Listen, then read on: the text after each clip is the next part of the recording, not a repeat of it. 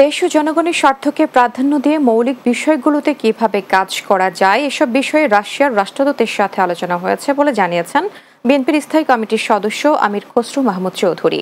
বৃহস্পতিবার সকালে বিএনপি চেয়ারপারসনের গুলশান কার্যালয়ে দলের মহাসচিব মির্জা ফখরুল ইসলাম আলমগীরের সাথে সাক্ষাৎ করেন বাংলাদেশে নিযুক্ত রাশিয়ার রাষ্ট্রদূত আলেকজান্ডার মান্টিটস্কি। প্রায় পৌনে 1 ঘণ্টার বৈঠক করেন তারা। এ সময় বিএনপির স্থায়ী কমিটি ও আন্তর্জাতিক বিষয়ক কমিটির সদস্য আমির খসরু মাহমুদ চৌধুরী ও শামা ওবায়েদ উপস্থিত ছিলেন। বৈঠক শেষে আমির খসরু সাংবাদিকদের জানান, রাশিয়ায় বাংলাদেশের পণ্যের বাজার প্রসারের বিষয়েও আলোচনা হয়েছে।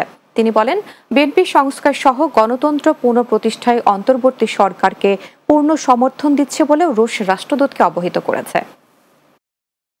বাংলাদেশের বর্তমান প্রেক্ষাপট সম্বন্ধে ওরা জানতে চেয়েছে যে কতদিন হতে পারে নির্বাচন ইত্যাদি নিয়ে আমরা জানতে চাচ্ছি। আমরা একসাথে কাজ করছি এবং যত তাড়াতাড়ি সম্ভব এই রিফর্মসগুলো নিয়ে আলোচনা হবে সেগুলো তাড়াতাড়ি করে